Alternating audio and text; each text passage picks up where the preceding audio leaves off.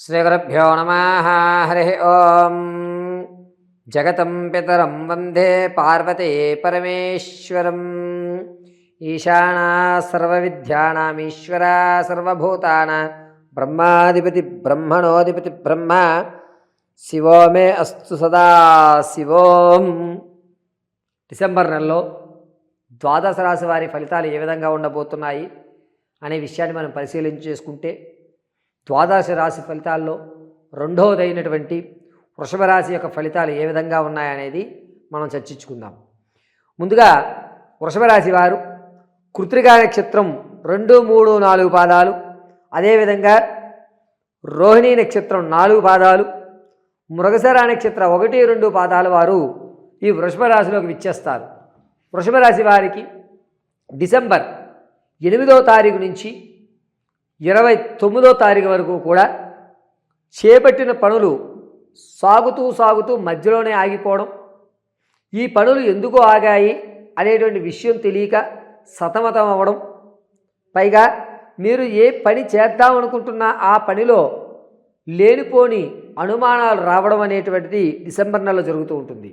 పైగా వృషభ రాశి లాంటి వారితో మనం స్నేహం చేయడం వల్ల మనకి కావలసిన పనులు కూడా కొన్ని ఆగిపోవడం, ఖాళీగా ఉండేటువంటి సమయాన్ని ఎక్కువ అవ్వడం, ఏమి ఆలోచిస్తున్నామో తెలియకుండా సమయాన్ని వృధా చేసుకోవడం అనేటువంటిది లభిస్తుంది. కావున వృషభ రాశి వారితో డిసెంబర్ నెలలో కొంచెం దూరం పాటించడం చాలా మంచిది.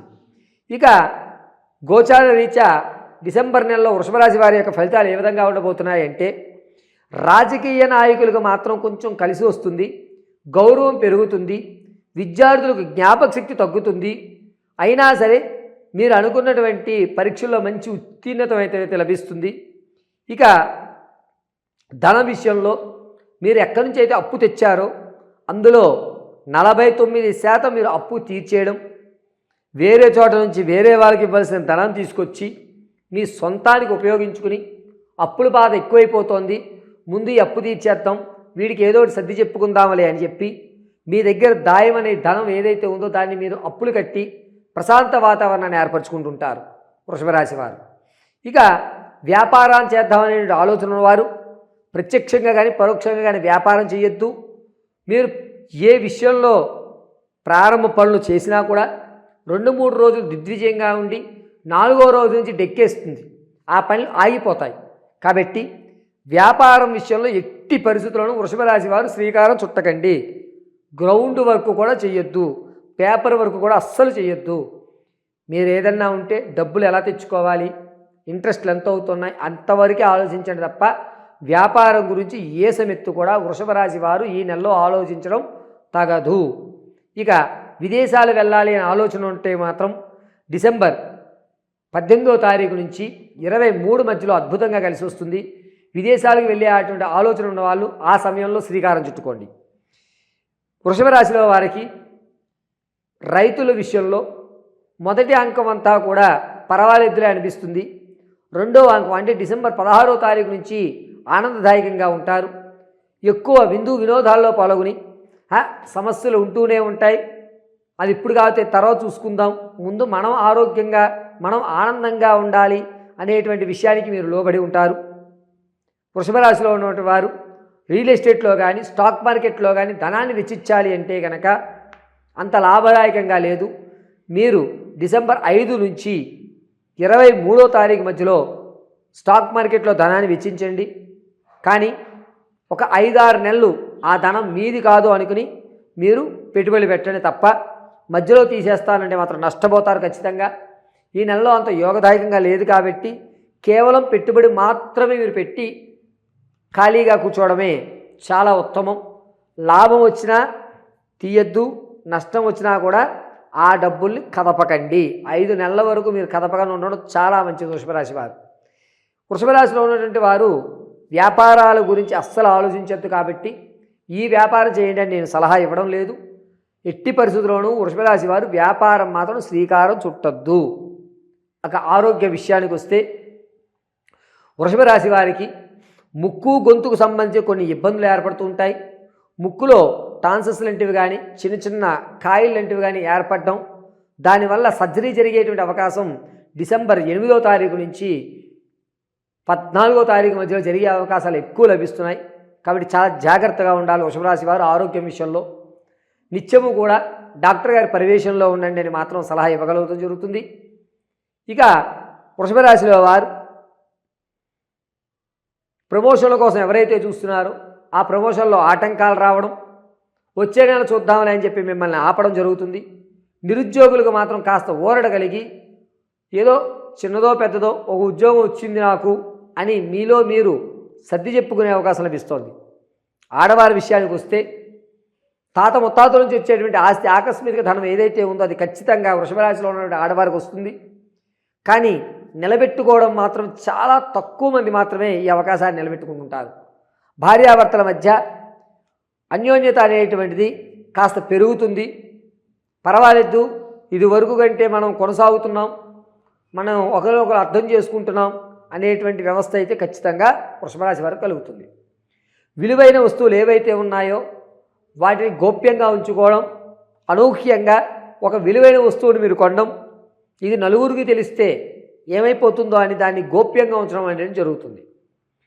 ఇక కోర్టు సంబంధిత వ్యవస్థలు ఏవైతే ఉన్నాయో వృషభ రాశిలో ఉన్నటువంటి భార్యాభర్తలకి ఈ నెల కూడా వాయిదా పడేటువంటి అవకాశమే లభిస్తుంది. సమస్యకి పరిష్కారం ఈ నెలలో దొరకదు.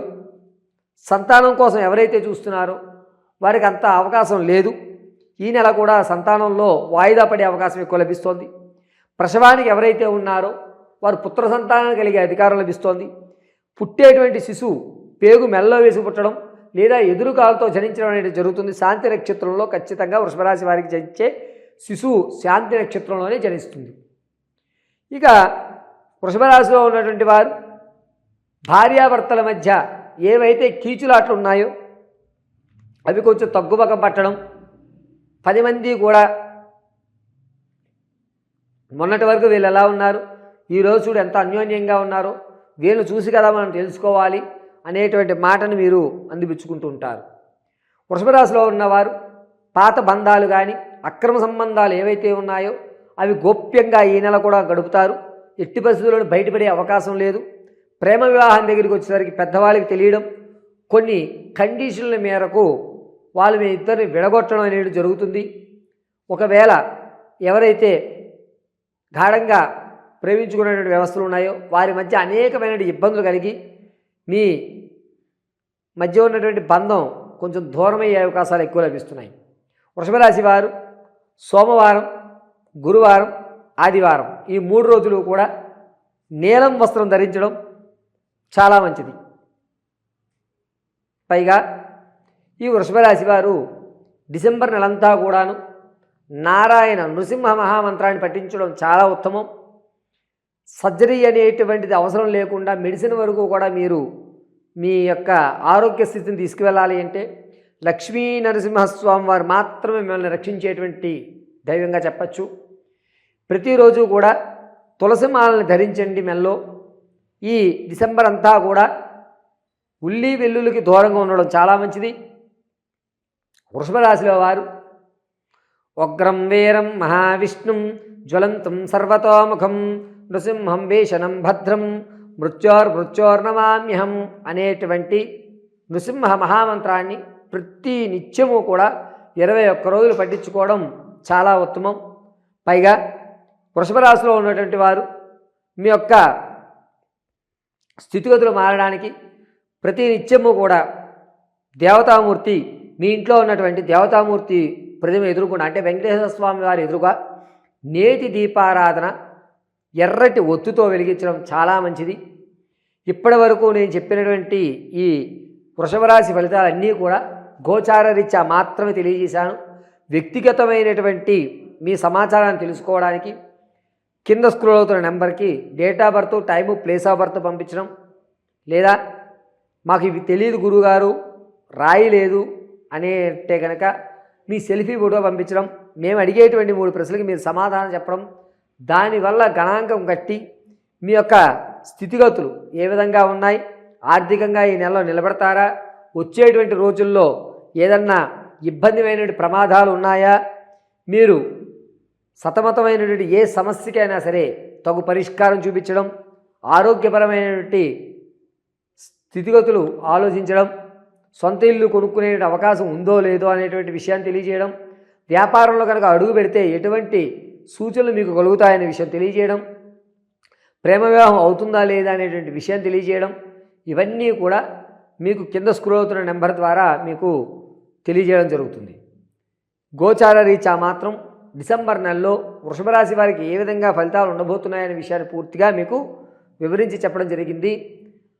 సర్వం పరమేశ్వర అనుగ్రహం కలుగుతూ ఉండాలని ఈ వృషభ రాశి ఫలితాలు మీ అందరికీ తెలియజేయడం జరిగింది. పరమేశ్వర అర్పితమస్తు.